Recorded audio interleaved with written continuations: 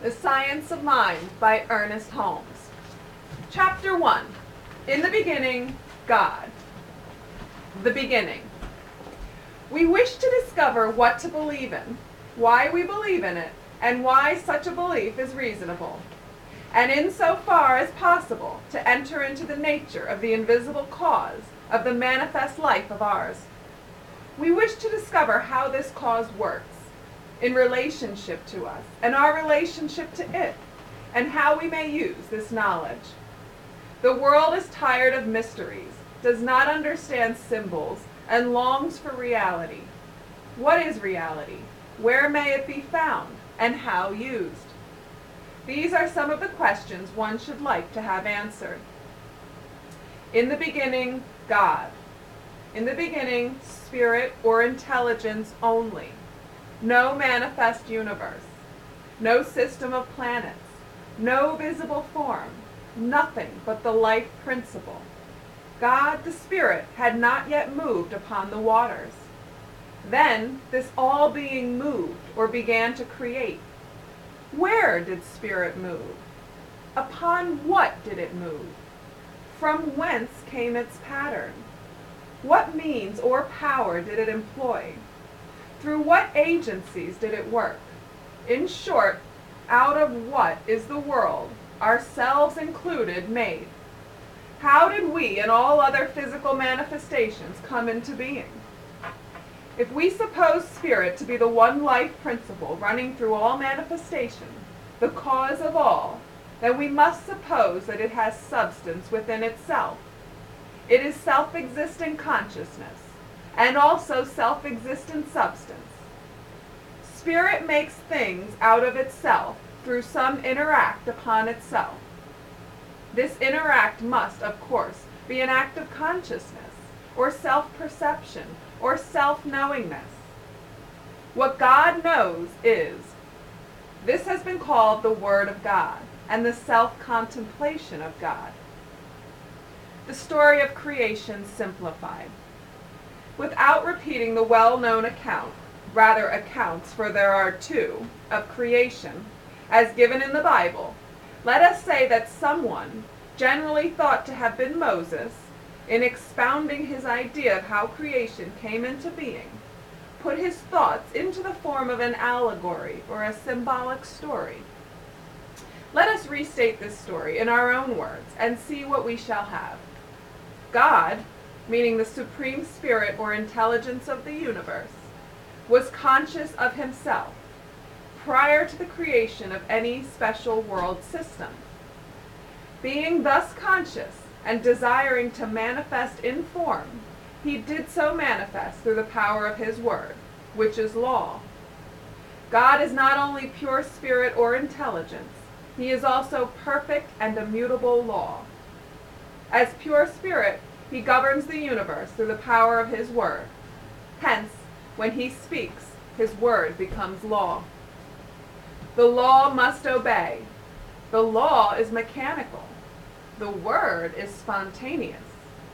God cannot speak a word which contradicts his own nature. Since God is pure intelligence and endless being, he is always creating. It is his nature to create, but being all, he must act within himself. The word of God, spoken within himself, sets the law, which is also himself, in motion. The result is creation. The word is the mold, which, acting through law, produces form. As there are many words, so there are many forms, each distinct and each an individualized idea of God. Since the word of God is permanent, when he speaks, that word is equipped to perpetuate itself, even as the seed contains within itself all that is necessary for the reproduction of its kind. It does not become another kind, for this would produce confusion, and the divine mind is never confused. God made the mechanical universe, the plant and animal life, but he did this not to satisfy him, for he wished to create a being who could respond to and understand him. So he created a being who had real life within himself. He could do this only by imparting his own nature to this being, whom he called man. He must make him in his own image and likeness. Man must be created out of the stuff of eternity if he is to have real being. Humanity must partake of the nature of divinity if it is to have real life.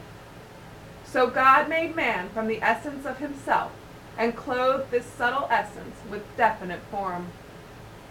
And God saw within himself something after this fashion. He said, "If I wish to have a man who is a real being, I must give him self-choice. He must be spontaneous, not automatic. He must have dominion over everything that is of less intelligence than himself. I will let him name everything I have created, and he shall have all things to enjoy, for his life must be full and complete if he is to express my nature." So God gave man dominion over all earthly things. Man was not given the power to govern the universe, but he was given the power to have dominion. And God, viewing all that he had created, saw that it was good, very good. How could it be otherwise, since he had created it? How could God, being goodness, see other than good? This, briefly, is the story of creation. The reader need not be startled by this rather human narrative. Remember, we are putting into human language a story which can only be imagined. Let us see how much of this may have meaning for us, how much of it we may prove. Describing the infinite. Any account of creation, however brief, implies, first of all, a universal intelligence which is omniscient, all-knowing. We call this intelligence God. In philosophy, the word reality is used. In science, the word principle. The reality of philosophy, the principle of science, and the God of religion all have much the same meaning. The nature of the universe in which we live. We describe it as God, spirit, reality, truth, absolute intelligence. Absolute intelligence. We believe in an absolute intelligence because such an intelligence is manifest throughout the universe in which we live. Wherever we look, we see it at work, whether it be the intelligence in the atom or the convolutions of thought operating upon the brain of a Socrates or an Einstein. Consequently, we state our first principle as an absolute intelligence. It is impossible for thought, whether it be philosophic, scientific, or religious, and these are the founts from which we gather knowledge, to deny such intelligence. We believe in an absolute intelligence and an absolute consciousness. We are in the universe and we are conscious, so we have reason to believe that consciousness exists. Creation means the giving of form to the substance of mind or spirit. Spirit being all and only, there is nothing for it to change into but itself. Therefore it is the changeless, within which must take place all change or manifestation of itself. The infinite of itself is formless, but within it are contained all the forms which give expression to the consciousness. Spirit is limitless, within which all is space. Spirit is timeless, within which is all time. Creation and experience are eternally going on, but any particular experience is measured by time and has a beginning and an end. In the beginning of any creative series, there is absolute intelligence alone, pure spirit, all-inclusive, everywhere, infinite. This all spirit could not have the impulse to move unless it were conscious. Therefore, spirit is the power which knows itself. The account of creation which says, "In the beginning, God created the heavens and the earth," does not refer to a time when there was no creation, but rather to the process of an eternal creation, which is a continual manifestation of spirit. An eternal creation is proved by the fact that we must suppose spirit to be conscious intelligence, and there can be no conscious intelligence unless it is conscious of something. Spirit is conscious and must be conscious of something. Therefore, it must always create. What a glorious concept is such an idea of an eternal creative principle.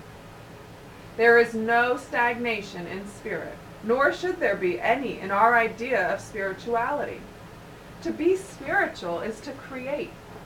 The spirit is alive, conscious, aware, and active. A deep inquiry. If we were to examine the basic principles of the religions of the world, we would find a great similarity.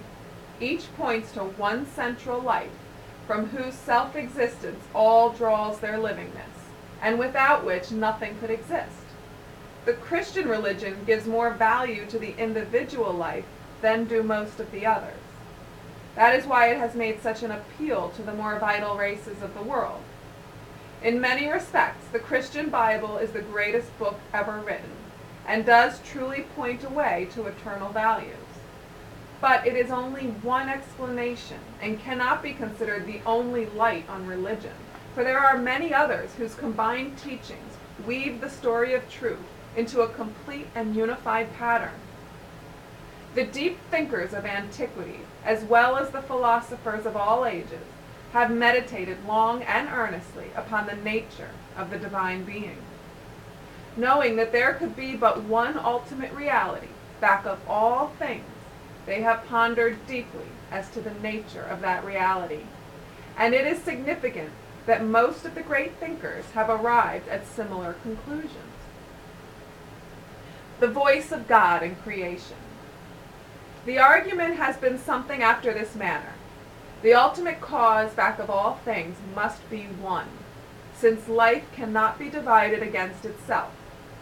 The infinite must be one, for there could be not two infinite beings.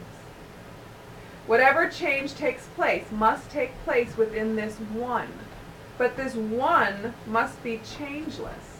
For being one and only, it could not change into anything but itself. All seeming change is merely the play of life upon itself, and all that happens must happen by and through some inner action upon itself. What would be the nature of this interaction? It could not be physical, as we understand physics, but would have to be by the power of some inner movement of life, the voice of God, God standing for the first great and only cause of all that is. The thought of God, the Word of God. The Word of God means the power of Spirit to declare itself into manifestation, into form. The Word of God means the self-contemplation of Spirit. The manifest universe, as we see it, as well as the invisible universe, which must also exist, is the result of the self-contemplation of God. He spake, and it was done. The Word was with God, and the Word was God. All things were made by him, and without him was not anything made that was made. The starting point of all creation is the Word of Spirit. The Word is the concept, idea, image, or thought of God.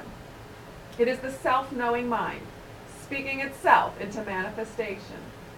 The Word back of everything is its initial cause. The term thought seems to mean more to us than any other term in this connection. It seems to cover the meaning better, for we know that thought is an inner process of consciousness. The thought of God must be the cause of all that really exists. And as there are many existing things, there must be many thoughts in the mind of the infinite. This is logical to suppose, for an infinite mind would necessarily conceive an infinite variety of ideas. Hence the world of multiplicity, or many things. But the world of multiplicity does not contradict the world of unity, for the many live in the one. This concept of unity is the mystical secret of the ages, the key to spiritual wisdom and to the teaching of Jesus. Spirit knows itself. It is impossible to conceive of anything other than the Word of God being that which sets power in motion. God speaks, and it is done. It is evident that first cause must be self-existent. It must be causeless. Nothing could come before that which was first. Hence, the being whom we call God must be self-existent. God speaks, and it is done. If God speaks, his word must be law. The word of God is also the law of God. God is word. God is law. God is spirit. This is self-evident. We arrive at the conclusion that God as spirit is conscious life. This is the inner meaning of the teaching, I am. Volition. There is but one volitional factor in the universe, and this is spirit, or the self-knowing mind. God did not make God. This is self-evident. God did not make law. Law is co-eternal with God. God did not make substance. This is also coexistent and co-eternal with God. But God did make, and does make, and is making, and will continue to make, from eternity to eternity, forms.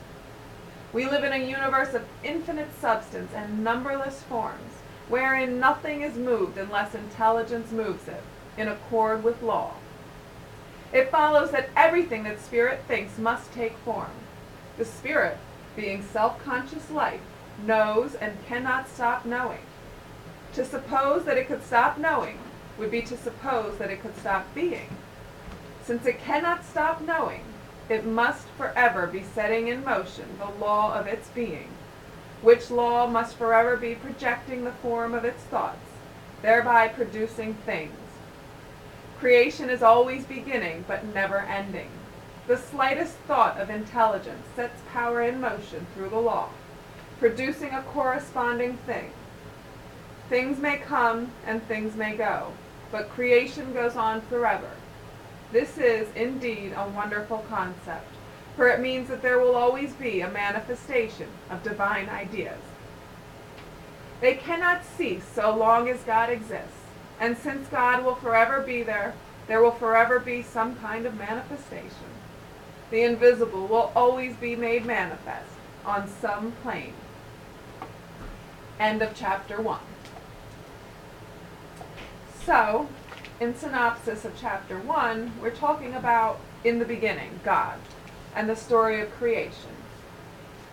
However, we can't take this story literally, the story of creation. It's not like one day there was nothing, and then God decided to create everything that exists. It's more of a process that's constantly going on. Since God is consciousness, and the Word of God creates, then the Word of God is constantly setting new things in motion. And it happens to us. The words that we use are creating our life. It's now known, through quantum physics and science, that through the observer effect, that which we're observing, we're changing the particles of that. So it's very clear that we, as spirit, have an effect upon what appears to be matter. But there really is no matter. Everything is one substance. There's one mind, there's one substance, we're all living in it. And the way that we create things is through our word. So that's why it's important to be intentional with our words, and only to speak words that are in harmony with truth, because all of our words have the power to manifest, whether it's good or bad, because God gave us volition. And volition means the power to choose. So that's why some things in the world appear to be less than good, and some people wonder, well, why didn't God just make the world good? Why would God let evil things happen? Well, when God created us, He had to give us 100% free will to do anything we choose and be 100% spontaneous. Otherwise, we wouldn't be infinite in nature. If He were to cut us off from certain things, we would become automatic. We would become robots. So he had to give us 100% free will to choose. And so that's why some people, only because of ignorance, choose bad, and they manifest bad things, they hurt people, stuff like that. And, a lot of people wonder, well, why would God allow that to go on? God doesn't allow that to go on. God made us to be free creatures, 100% free, with the power to have dominion and to create. So as spirit, our job is to create. We can never stop creating. Even if we think we're stuck, we're just recreating the same thing over and over. But creation is new in every moment. So if you keep persisting in the same line of thinking for 20 years, your life might not change for 20 years. But you were creating every day. You just happen to be creating the same thing over and over. So creation, the story of creation, is an allegory about what's constantly going on. There couldn't really be a beginning, and there can't be an end, because God's eternal and infinite. So if you were to put a beginning and an end, then it would become finite. So this story is something that might not be something that your intellect can grasp, but the truth within you will resonate with it and understand what it means. It's the story of creation, which is always going on. And it's going on through our consciousness, because that's how God operates, through our consciousness. Very exciting. This is chapter 1, and we're going to get into chapter 2 next.